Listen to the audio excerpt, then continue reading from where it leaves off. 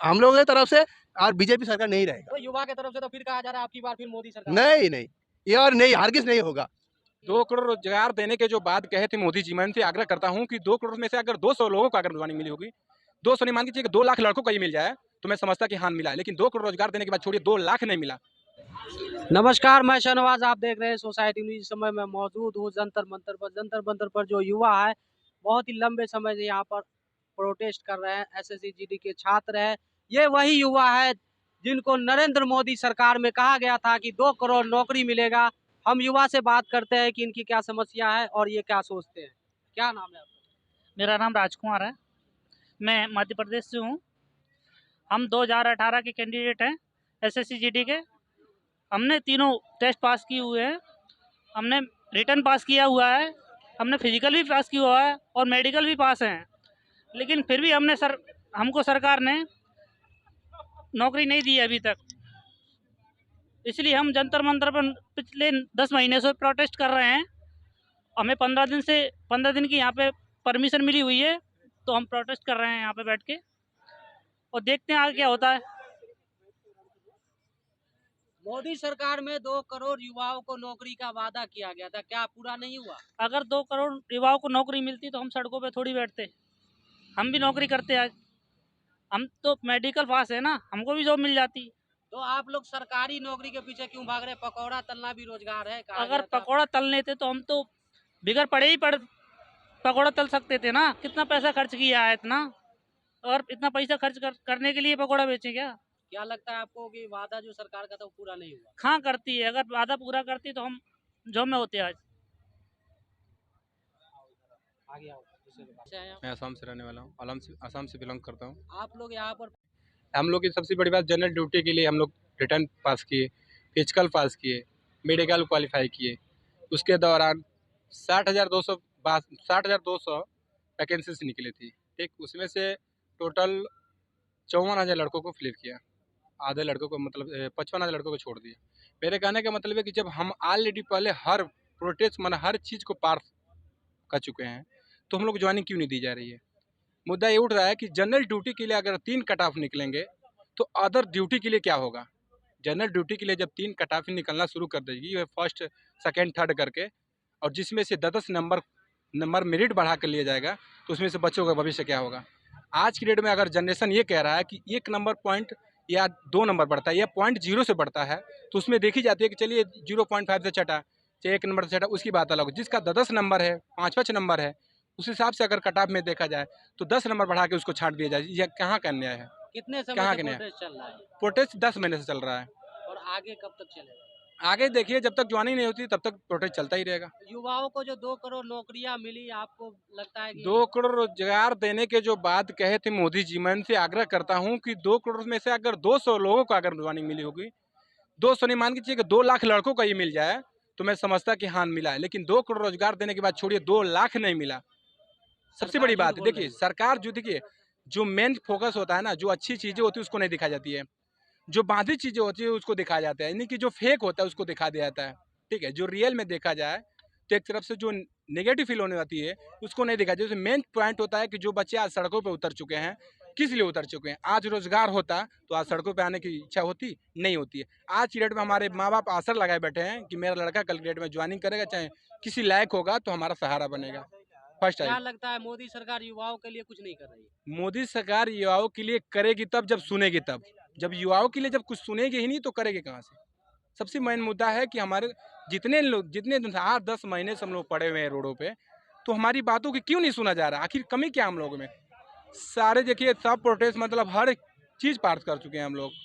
जैसे मान लीजिए सबसे पहले रिटर्न होता है, रिटर्न, फिजिकल, मेडिकल, मतलब जो भी हो सारी प्रक्रिया कंप्लीट करने के बाद अगर हम इस मुद्दे पे आगे बैठे हुए तो किस कारण हमको ज्वाइनिंग नहीं मिल रही है? आखिर कहाँ का नियम है कि 10 नंबर मेरिट में बढ़ाया जाए? कभी सुना है आपने? IAS प्रधानमंत्री PCS हो, बनाने में सबसे ज्यादा युवाओं का योगदान। सबसे ज्यादा युवाओं के योगदान है, बट योगदान जब युवाओं को बनाने का भी है तो जब उस लायक कार्य नहीं करेंगे तो हटाने का भी योगदान रहता है ना। तो सरकार तो कह रही है कि पकौड़ा तलना भी रोजगार है, उसे भी। पकौड़ा तलना रोजगार, देखिए ये आम जनता की बात है। देखिए पकौड़ा तलना कोई बड़ी बात नहीं हो, जो उस लायक रहता है। मान लीजिए कि जो अगर यही करना होता तो माँ बाप हाई स्कूल, इंटर, चाहे BA जो भी कराते हैं, डिग्रियाँ लेते हैं लोग, ये सब करने के लिए नहीं करते। ये अपने रोजगार के लिए, अपने माध्यम के लिए, कि हमारा स्रोत बना, जनरेशन चेंज करने के लिए। अगर मान लीजिए कि हम पकौड़े तलते रहेंगे, हमारा जनरेशन चेंज होगा? नहीं होगा इससे। जब तक हम आप मान लीजिए कोई भी क्वालिफिकेशन लेके सड़कों पर जॉब के लिए दौड़ते हैं, जो भी कुछ करते हैं, तो अपने जॉब के लिए इसलिए करते हैं कि अपना जनरेशन चेंज कर सकें, इसीलिए। तो सभी लोग सरकारी नौकरियां मांग रहे, कहाँ से सभी सरकार लोग देगी? की नहीं मांगने चाहिए, सभी लोग की बात यहाँ पे नहीं है। बात मान लीजिए कि अगर स्टेप बाई स्टेप देखा जाए तो जिस कैटेगरी में जिसमें वैकेंसीज आती है उसी हिसाब से नहीं देखा जाएगा। सभी जनता थोड़ी मांग रही है, सब अपने अपने मतलब जो भी किसी भी कैटेगरी में जो क्षेत्र में जो पढ़ाई की है उस क्षेत्र में जा रहा है। हम लोग जनरल ड्यूटी के लिए जब SSC GD की तैयारी हम लोग 4 साल हो गया। फर्स्ट में 18 में हम लोग क्या किया, 18 में हम लोग क्या किए, रिटर्न निकाले। 19 में क्या हुआ, फिजिकल हुआ। 20 में क्या, मेडिकल हुआ। अगर तीनों मतलब सभी संविधाओं को देखा जाए कि अगर हम पास करने के बाद हमको अगर ज्वाइनिंग नहीं मिल रही है तो किसी क्या प्रक्रिया, क्या दिक्कत है उनको? जब सारे मतलब नियमों को पार करने के बाद हम इस आसान पे आगे खड़े हैं तो उनको दिक्कत क्या है लेने में, हमें नहीं समझ। जॉब आप क्यों करना चाहते हैं? गवर्नमेंट जॉब इसलिए करना, जनरेशन चेंज करने के लिए। हमारी छवि हमारे शुरू से ही इस चीज़ को मानने में रखा है, अपने दिमाग में दिल में रखा है कि हमको जनरल ड्यूटी करनी है, अपने देश की सेवा करनी है, अपने माँ के लिए सेवा करनी है। उस माँ के लिए जो आज के सपूत जो भी प्रेजेंट टाइम में नहीं, लेकिन जो शहीद हो गए उनके लिए। मेरे मन में, चाहे आपके मन में, किसी के मन में देश प्रेम होता है। आप भी आज खड़े हैं, जो भी आप देश प्रेम है। अगर आप जनरल ड्यूटी हम करेंगे तो आप सुरक्षित रहेंगे। हम जनरल ड्यूटी नहीं करेंगे, बॉर्डर पे चाहे कहीं भी ड्यूटी लगी रहे, अगर सुरक्षित नहीं करते हम आपको तो आप यहाँ पे सुरक्षित नहीं पहुँच पाएंगे। क्यों? इसीलिए युवाओं का साफ कहना है कि 2 करोड़ नौकरी का जो वादा था सरकार का वो पूरा नहीं हुआ। ये दावे जो थे वो झूठे थे। ये वही युवा है जो प्रधानमंत्री को सबसे ज्यादा वोट करने वाले ये युवा है, और युवाओं के साथ ऐसा हो रहा है। और ये लंबे समय तक यहाँ पर बैठे हुए हैं, भूखे प्यासे हैं, और ठंड का भी समय है। नाम है आपका? रविंद्रजीत शाह, कहाँ से आए? वेस्ट बंगाल से। कितने समय से आप यहाँ पर हैं? हम तो सर फरवरी महीने से है। फरवरी महीने से, हाँ। फिर वापस गया था, फिर आया, क्या फिर है गया, आप फिर थोड़ा आया। बताइए क्या आपकी हम समस्या है? 2018 का SSC GD कांस्टेबल का कैंडिडेट है। हम 18 में फॉर्म भरे थे, 19 में एग्ज़ाम हुआ, 20 में मेडिकल हुआ। अभी सब चरण में पास हो गया, लेकिन अभी अभी भी हम लोगों का ये फाइनल कितनी मेरिट वैकेंसी निकली थी यार? निकली थी 60,210 का। कितने साल हो गए इसको? 4 साल का होगा। 4 साल में मतलब पूरा नहीं हो नहीं पाया? नहीं नहीं कितने हुआ। समय से आप लोग प्रदर्शन कर रहे हैं? हम तो फरवरी महीने से 9-10 महीने से प्रदर्शन कर रहे हैं। किसान 11 महीने से बॉर्डर पे बैठा है। हाँ। आपको लग रहा है कि सरकार मान जाएगी आपको? पता नहीं, सरकार जब मानेगा, तो जब तक नहीं मानेगा हम तब तक नहीं छोड़ेंगे सरकार को आप भी। युवा है, आपसे एक सवाल है कि नरेंद्र मोदी ने 2 करोड़ नौकरी का वादा किया था, तो क्या लगता है आपको पूरा वो नहीं? वो नरेंद्र मोदी जो सब तो झूठा आश्वासन दे के हम लोगों को ऐसा ही कर दिया। मतलब झूठ बोल रहा है। हाँ, आपको दिखाई नहीं दे रहा? हम 60,210 का वैकेंसी निकला, 4 साल हो गया, और वो बोल रहा है हर साल 2 करोड़ का रोजगार देगा। कैसे देगा? सरकारी नौकरी क्यों करना चाहते हैं? देखिए, सरकारी नौकरी ये तो हम लोग तो ये है, हम लोगों का बचपन से ये एक सपना था कि बॉर्डर में जाएंगे, फौजी बनेंगे। इसीलिए हम लोग ये नौकरी करना अगर चाहते ये हैं। वैकेंसी आपको पूरी नहीं होती है, नौकरी नहीं मिलती, फिर क्या करें? पता नहीं, देखते हैं क्या होता है।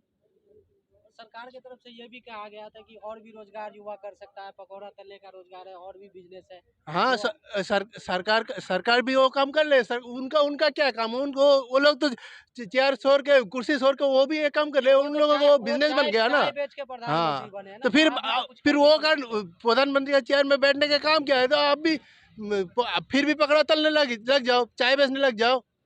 तो युवाओं को तो सही संदेश दे रहे हैं ना कि हम चाय बेच के हाँ। प्रधानमंत्री बन सकते हैं, तो आप भी पकौड़ा बेच के बन सकते हैं। हाँ, अभी उनको उनको उस कुर्सी में बैठना नहीं चाहिए था। प्रधानमंत्री नहीं बैठना चाहिए था। क्या लगता है आपको, ये युवाओं के जो वादे हैं वो पूरे हो पाएंगे या नहीं? हाँ, पूरा तो करना ही है। हम लोग जब तक हम लोगों का ज्वाइनिंग नहीं मिला तब तक हम लोग, हाँ, उम्मीद तो उनसे नहीं है, लेकिन करना पड़ेगा उनसे, कराना पड़ेगा। सबसे ज्यादा युवा जो है मोदी सरकार को वोट करने वाला है। नहीं, आप, हाँ, पहले किया, अभी नहीं करेगा। अभी देखिए बंगाल में क्या हुआ, बंगाल का इलेक्शन हुआ, क्या हुआ? तो आपके तरफ क्या हवा चल रही है? हम लोगों की तरफ से, और बीजेपी सरकार नहीं रहेगा। तो युवा के तरफ से तो फिर कहा जा रहा है आपकी बार फिर मोदी सरकार। नहीं, ये और नहीं, हरगिज नहीं होगा। मैं के नेहरा फ्रॉम राजस्थान से हूँ। SSC GD 2018 का छात्र हूँ और देखिए, आप देख सकते हैं यहाँ पे देश के कोने-कोने से आए हुए छात्र और छात्राएँ हैं और इनकी माँग ये है कि इनको जो है जॉइनिंग दी जाए। लेकिन आप देख सकते हैं पिछले 9 दिन से हमारा आंदोलन चल रहा है और आज ये 10वां दिन है। लेकिन अभी तक जो है एचएमओ से कोई भी अधिकारी नहीं आया है, कोई भी जो है सरकार की तरफ से कोई भी जो है हमारे को सुनने के लिए नहीं आया है। तो जब तक हम यहाँ से नहीं हटेंगे, जब तक इनका कोई अधिकारी या फिर ये खुद यहाँ पे नहीं आते हैं, जब तक ये आश्वासन नहीं देते हैं, ये बातचीत नहीं करते हैं। और आप अभी कह रहे थे कि जो है आपने वोट दिया, बिल्कुल हाँ, हमने वोट दिया है, लेकिन ये देश का युवा है, अगर ये बनाना जानता है तो फिर उखाड़ना भी जानता है। देखिए, हम किसी पार्टी से बिलोंग नहीं करते हैं, हमें क्या तो मतलब है? आप लोग क्या समझते हैं कि युवा धोखा खा गए मतलब सरकार से? देखिए, बिल्कुल नहीं, अगर अभी माननी पड़ेगी उनको बात। देखो, मैं हमेशा एक बात कहता हूँ, जब भी आपके साथ गलत हो ना, तो उसका विरोध करना चाहिए। हमें इसीलिए यहाँ पे बैठे हैं क्योंकि हम उस चीज़ का विरोध कर रहे हैं, क्योंकि हमारे साथ गलत हुआ है और हम ये सवाल कर रहे हैं प्रधानमंत्री जी से कि बताइए, अगर आपके पास लाखों वैकेंसियाँ जब खाली पड़ी हैं, जब ये बच्चे ऑल टेस्ट क्वालीफाई कर चुके हैं, तो फिर दिक्कत कहाँ आ रही है?